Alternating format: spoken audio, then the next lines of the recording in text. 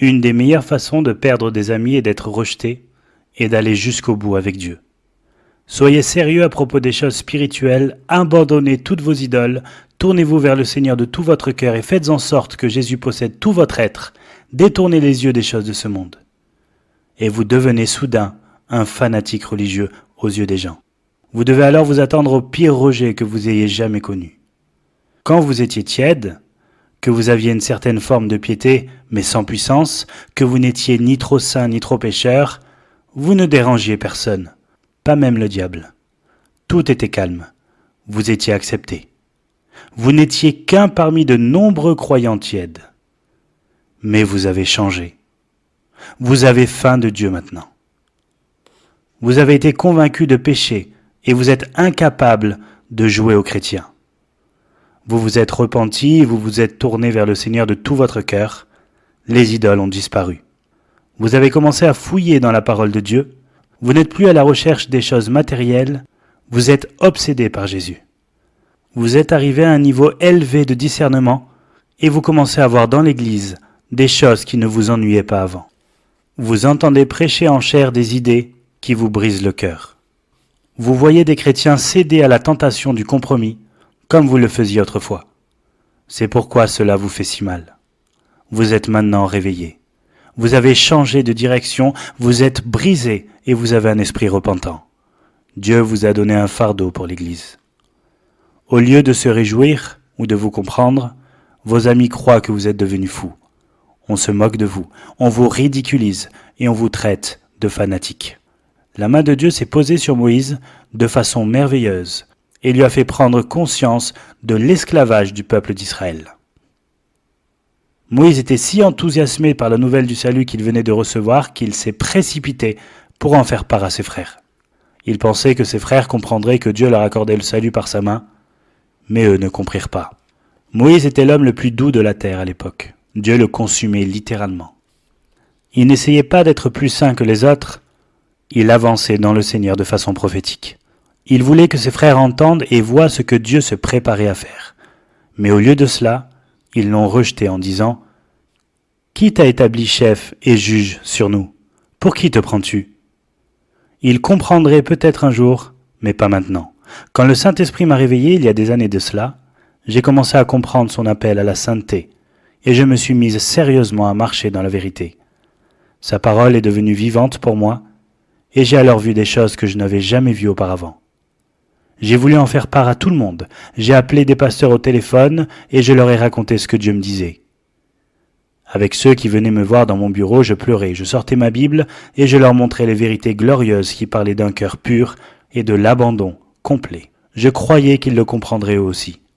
Je croyais qu'ils aimeraient la parole et prieraient avec moi afin de recevoir une nouvelle effusion de l'Esprit de Dieu. Au lieu de cela, la plupart d'entre eux se sont contentés de me faire un clin d'œil. Ils ont dit des choses du genre « Êtes-vous sûr de ne pas exagérer un peu ?» Ou bien alors « C'est un peu trop fort pour moi. » Plus je cherchais Dieu, moins je les voyais. C'était comme si on me jetait de l'eau froide à la figure. Ils ne voulaient pas en entendre parler. Si cela vous arrive depuis que Dieu vous a réveillé, sachez que vous n'êtes pas le seul dans ce cas. Je veux vous montrer et vous avertir avec la parole de Dieu à quoi vous attendre si vous avez l'intention d'aller jusqu'au bout avec Dieu. Vous pouvez vous attendre à 3 réactions. 1, vous serez rejeté. 2, vous serez chassé au loin. Et 3, vous serez lapidé. 1, vous serez rejeté. Jésus avertit ses disciples. Si vous étiez du monde, le monde aimerait ce qui est à lui. Mais parce que vous n'êtes pas du monde et que je vous ai choisi du milieu du monde, à cause de cela, le monde a de la haine pour vous. Montrez-moi un croyant qui aime la vérité et qui y obéit. C'est quelqu'un que l'Église tiède s'apprête à rejeter et à persécuter. Si vous renoncez à ce monde, les gens vous abandonneront. Jésus a eu beaucoup de disciples, jusqu'à ce que les gens comprennent que ce qu'il prêchait était difficile et exigeait beaucoup d'eux. Tous ceux qui aimaient les miracles ont entendu ce qu'il réclamait. Ils l'ont alors abandonné en disant « C'est trop difficile, qui peut l'accepter ?» Jésus s'est tourné ensuite vers les 12 et leur a demandé « Allez-vous partir vous aussi ? Ou bien, est-ce que ma parole est trop difficile pour vous ?» Pierre a répondu « Seigneur, à qui irions-nous ? Tu as les paroles de la vie éternelle. » Pierre et les 12 ne voulaient pas partir, parce qu'ils aimaient la parole que les gens trouvaient trop difficile, trop exigeante. Elle produisait en eux des valeurs éternelles. Ils voulaient rester fidèles à la vérité, quel que soit le prix à payer. Voilà la question que chaque chrétien doit affronter dans ces derniers jours. Allez-vous vous détourner de la vérité qui vous convainc? La vérité qui dénonce votre péché, qui ôte, corrige et détruit vos idoles?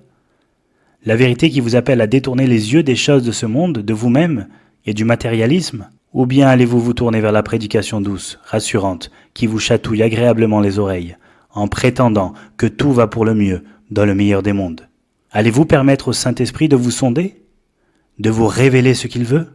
La vérité libère. Elle vous rend libre des sermons morts, des pasteurs mortels, des traditions mortes, des doctrines de démons. Libre des assemblées qui se détournent de la vérité parce que cela fait soi-disant preuve d'un manque d'amour. Ceux qui aiment la vérité et veulent y obéir veulent également s'approcher de la lumière, afin que chaque action secrète soit révélée. Jésus a dit, « Car quiconque fait le mal a de la haine pour la lumière, et ne vient pas à la lumière de peur que ses œuvres ne soient réprouvées. Mais celui qui pratique la vérité vient à la lumière, afin qu'il soit manifeste que ses œuvres sont faites en Dieu. » La vérité révèle toujours les secrets. Quand Jésus a commencé à dévoiler leurs péchés secrets, les Juifs pieux ont cherché à le tuer. Jésus a dit, « Je sais que vous êtes la descendance d'Abraham, mais vous cherchez à me faire mourir, parce que ma parole ne trouve pas de place en vous.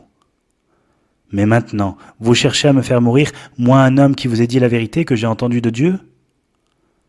Celui qui est de Dieu écoute les paroles de Dieu. Vous n'écoutez pas, parce que vous n'êtes pas de Dieu. La parole de Dieu dit, « Alors se révélera l'impie que le Seigneur Jésus détruira par le souffle de sa bouche et qu'il écrasera par l'éclat de son avènement. L'avènement de l'impie se produira par la puissance de Satan, avec toutes sortes de miracles, de signes et de prodiges mensongers, et avec toutes les séductions de l'injustice pour ceux qui périssent, parce qu'ils n'ont pas reçu l'amour de la vérité pour être sauvés. Aussi Dieu leur envoie une puissance d'égarement pour qu'ils croient au mensonge, afin que soient jugés ceux qui n'ont pas cru à la vérité, mais qui ont pris plaisir à l'injustice. » De nos jours, il y a des foules de chrétiens qui n'aiment pas la vérité. Dieu dit que cela est dû au fait qu'ils commettent en secret le péché. Ils prennent plaisir à l'injustice. Ces gens qui sont amateurs d'injustice, de plaisir et de compromis vont être terriblement déçus. Comme les Juifs de l'époque de Jésus, ils sont absolument convaincus qu'ils voient. Ils croient être les enfants de Dieu et rejettent vigoureusement toute parole qui révèle leurs convoitises et leurs péchés secrets. Une chose autre que la vérité occupe et gouverne leur cœur. Ils n'embrassent pas la vérité comme une perle précieuse. Au lieu de cela, ils abritent et protègent un plaisir caché, un péché secret. Comprenez-le bien. Ceux qui vous rejettent et qui vous abandonnent à cause de la vérité ont une raison très sérieuse de le faire. Ils vous considèrent comme une menace pour ce qui leur est cher. Votre vie, mise à part, est un reproche pour leur tiédeur et leur compromis. Paul a écrit à Timothée, « Tous ceux qui sont en Asie m'ont abandonné. » Paul s'était donné tout entier à eux, il leur avait prêché tout l'évangile. Il était irréprochable devant eux. Les églises d'Asie et tous ses enfants spirituels l'ont rejeté. Pour quelle raison? Paul se trouvait maintenant en prison, il souffrait. Il était plongé dans l'affliction, enchaîné. C'était un prisonnier du Seigneur. Un nouvel enseignant gagné en popularité, qui apportait un message alléchant et plaisant. « Alexandre le forgeron m'a fait beaucoup de mal. Le Seigneur lui rendra selon ses œuvres. » Le nom Alexandre signifie « qui veut plaire à l'homme ». Alexandre Hyménée enseignait un faux évangile qui plaisait à la chair. Hyménée tirait son nom du dieu des mariages. Cela représente un évangile d'amour et de fête qui plaît à l'homme, mais est dépourvu de toute sainteté. Paul a donc livré ces hommes à Satan pour qu'ils soient détruits, afin qu'ils apprennent à ne pas blasphémer. Il ne les a pas livrés à Satan pour la destruction de leur corps, mais de la doctrine de la chair. C'était une expérience qui devait leur enseigner à ne pas blasphémer. Comment auraient-ils pu apprendre s'ils étaient morts? Ces doctrines niaient l'existence de toute souffrance et de toute difficulté. Paul a dit qu'il réduisait à néant la véritable foi en excusant le péché. Ils n'avaient pas une conscience pure. Ils ont détruit la foi par leurs enseignements qui cherchaient à plaire aux hommes. Ils ont rejeté Paul à cause de ce qu'ils considéraient comme une perte de liberté. Ils l'ont pris pour un manque de foi. Pour eux, c'était le diable qui retenait Paul prisonnier. Si Paul est si saint, disait-il, et qu'il prêche que Dieu est tout-puissant, pour quelle raison souffre-t-il? Ils avaient honte de ces liens. De nos jours, il y a aussi des chrétiens qui vont vous rejeter, qui auront honte de vous, parce que vous traversez une épreuve, une tribulation ou une maladie. Deuxièmement, ils vous chasseront. Jésus a donné cet avertissement. Ils vous excluront des synagogues, et même, l'heure vient où quiconque vous fera mourir pensera offrir un culte à Dieu. Jésus disait en effet, « Je vous ai parlé ainsi pour que vous ne soyez pas scandalisés. Ne soyez pas surpris quand l'Église tiède vous chassera, parce qu'ils ne connaissent ni moi, ni mon Père. » Jésus a guéri un homme qui était né aveugle. On l'a amené à l'Église pour que les pharisiens l'interrogent. Ses yeux ont été guéris et il a pu voir. Il a dit, « Je sais une chose, c'est que j'étais aveugle et que maintenant je vois. » Se sont-ils réjouis parce que cet homme avait retrouvé la vue? Non. Ils ont répondu, « Tu es né tout entier dans le péché, tu nous enseignes. » Et ils le chassèrent. Cet aveugle guéri représente le reste saint, ceux dont les yeux sont ouverts et qui voient la sainteté de Dieu. Si vous rendez témoignage comme il l'a fait, « J'étais aveugle et maintenant je vois », ils vous chasseront en disant, « Qui a fait de toi notre maître ?» Si vous avez l'intention d'aller jusqu'au bout avec Christ, vous devez être prêt à supporter maintes reproches. Car c'est pour toi que je supporte le déshonneur, que la confusion couvre mon visage. Je suis devenu un inconnu pour mes frères, un étranger pour les fils de ma mère. Car le zèle de ta maison me dévore, et les propos déshonorants de ceux qui te déshonorent tombent sur moi. Ce texte nous parle surtout des souffrances de Christ, mais nous devons vivre dans ce monde comme il y a vécu lui-même. S'ils l'ont persécuté et attaqué, ils agiront de même avec tous ceux qui sont morts à leur propre nature. Qui a jeté l'opprobre sur Christ? Qui a répandu la honte sur lui et a sali son nom? Ceux qui fréquentent l'Église, mais cherchent surtout à plaire aux hommes. Chasser des chrétiens consacrés est la plus grande faveur qu'une Église centrée sur l'homme puisse leur faire. J'ai l'impression d'entendre des chrétiens dire « Mon Église est morte, je n'aime pas ce qui s'y passe, mais Dieu m'a placé ici. Je vais rester et essayer de changer la situation. » Cela peut être dangereux, et ce n'est pas biblique. Nous devons nous éloigner de tout ce qui a un rapport avec Babylone. Il se peut que les traditions vous retiennent. Il se peut que vous ne soyez pas aussi prêts que vous le croyez à aller jusqu'au bout avec Dieu. Ou alors vos anciens amis vous retiennent. Dans chaque ville où il se trouvait, Paul allait à la synagogue selon sa coutume. Il prêchait aux membres aveugles de la synagogue, qui n'avaient pas changé depuis l'époque d'Ésaïe. « Car je vais faire en vos jours une œuvre que vous ne croiriez pas, si on vous la racontait. » Paul a essayé de son mieux de les convaincre, espérant qu'ils l'écouteraient, mais il a fini par entendre la prophétie d'Ésaïe résonner en lui. Une œuvre que vous ne croiriez pas, si on vous la racontait. Écoutez bien cet avertissement. Faites comme Paul, et allez-vous-en. Il secoua contre la poussière de ses pieds. Paul a dit à ces Juifs religieux, « C'est à vous d'abord que la parole de Dieu devait être annoncée. Mais, puisque vous la repoussez, et que vous ne vous jugez pas digne de la vie éternelle, voici, nous nous tournons vers les païens. » Si vous êtes membre d'une assemblée qui a entendu la vérité et s'en est détournée, quittez-la. Partez rapidement, car sinon, ce sont vos enfants qui risquent de devenir rétrogrades. Ne dites pas « mes enfants y ont des amis ». Ils peuvent aussi grandir sans conviction de péché à cause du manque de puissance de cette Église ou parce que Dieu en est absent. Vous n'allez pas changer quoi que ce soit en restant, mais il se peut au contraire que ce soit l'atmosphère qui vous change. Comment la lumière peut-elle fraterniser avec l'obscurité?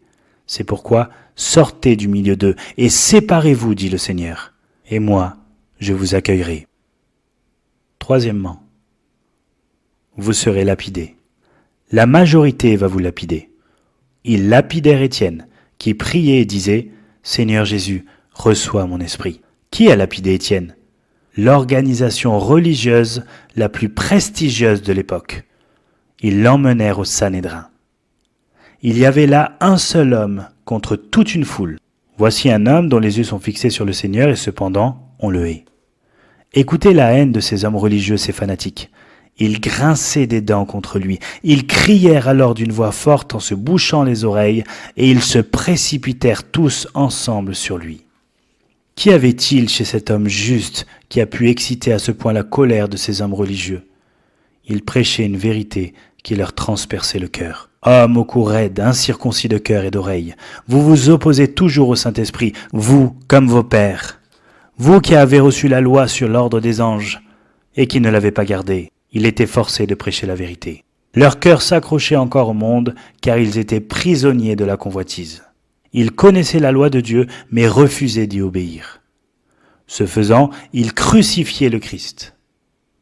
L'épée à double tranchant de la vérité avait coupé jusqu'au plus profond de leur cœur, mais c'est son témoignage sur les cieux ouverts qui les a fait exploser de colère. Mais Étienne, rempli d'Esprit Saint, fixa les regards vers le ciel et vit la gloire de Dieu, et Jésus debout à la droite de Dieu. Il dit, « Voici, je vois les cieux ouverts, et le Fils de l'homme debout à la droite de Dieu. » Ils crièrent alors d'une voix forte, en se bouchant les oreilles, et ils se précipitèrent tous ensemble sur lui, le chassèrent hors de la ville et le lapidèrent.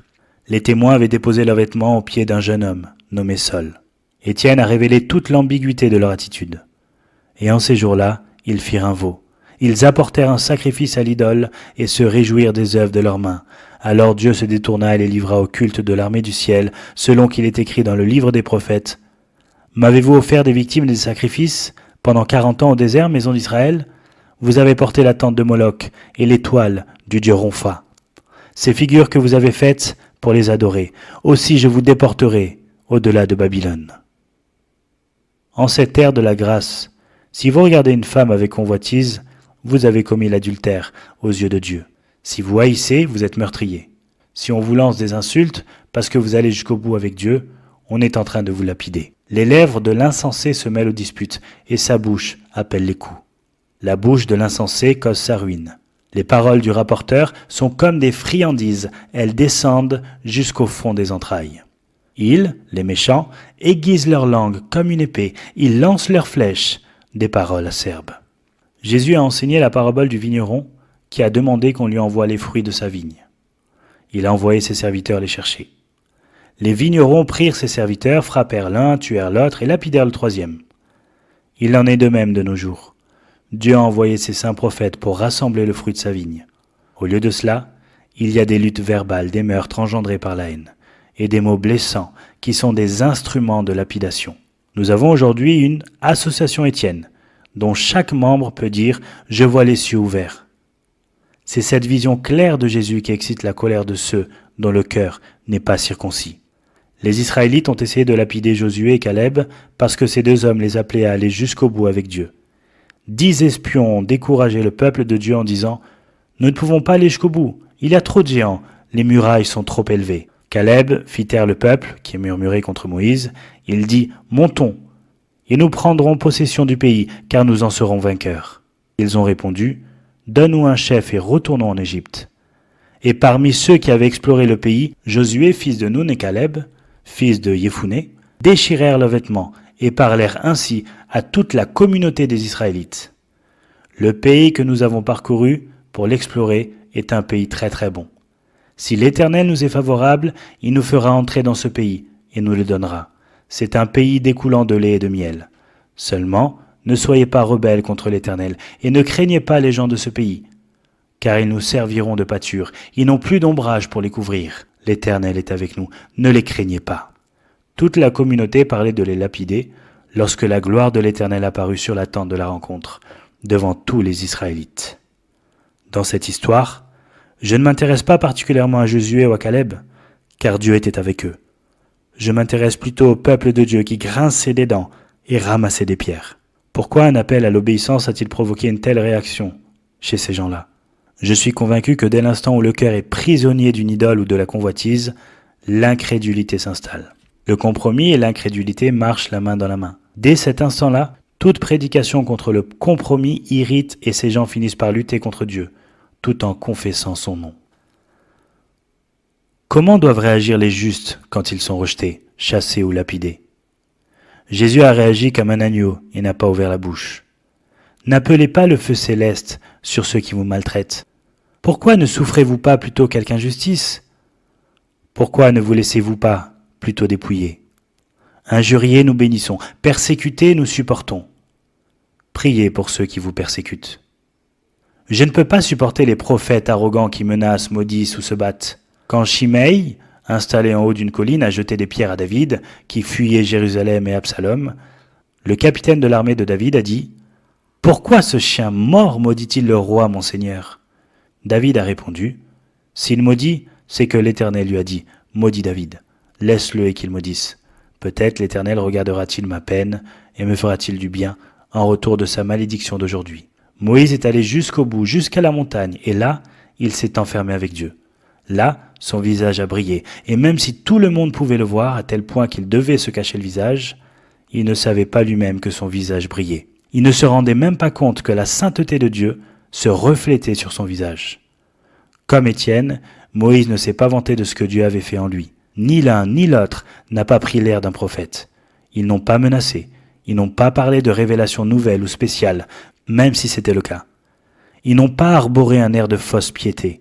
L'humilité est la caractéristique de l'âme qui dépend complètement de Christ. Aucun orgueil spirituel, rien d'exclusif dans leur attitude.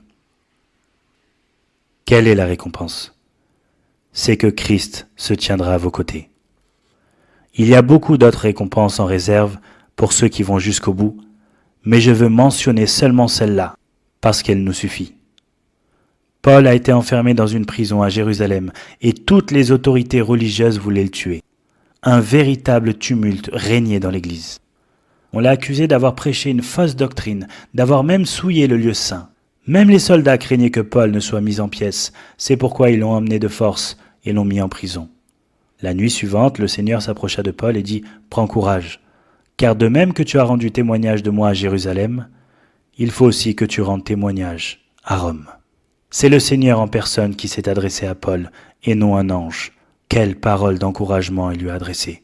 Réjouis-toi, ce n'est pas fini. Vous pouvez affronter n'importe qui et n'importe quoi, si vous savez que le Seigneur est avec vous.